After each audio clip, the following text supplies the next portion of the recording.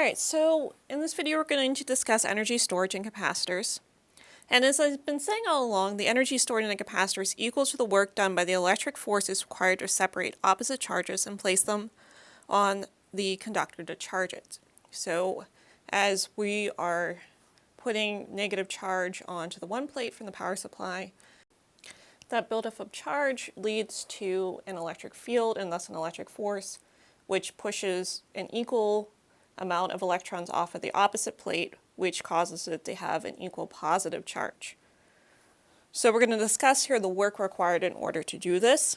So we learned in the previous unit that the potential difference is equal to work per charge. We're going to take that statement but in a slightly different form, where rather than looking about a difference in potential, we're going to look at it in terms of a difference in charge. We're going to rewrite this to say work is equal to the potential times the change in charge, or dq, so a small increment of charge.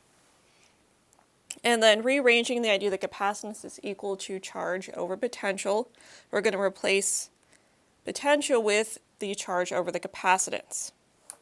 And then we're going to integrate from 0 to essentially a fully charged capacitor. So having 0 charge to full charge. So the integral of Q is going to be 1/2 Q squared. And then we have our constant capacitance in the denominator still that I had pulled out here in front.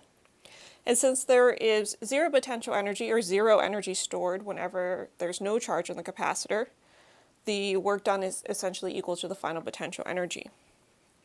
So this is the statement I'm making here. The energy stored in the capacitor is equal to the charge squared divided by 2 times the capacitance. And subbing in the capacitance equals Q over V equation, we also get these other relationships for calculating the potential energy. So remember, once again, the capacitance depends upon the structure of the capacitor, but it is independent of Q and V. Q and V is a ratio, so based upon what power supply you hook it up to, you're going to get a different amount of charge stored.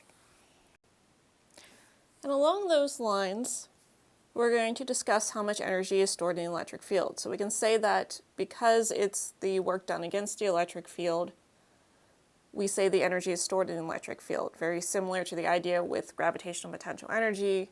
We're working against the gravitational field in order to move an object up.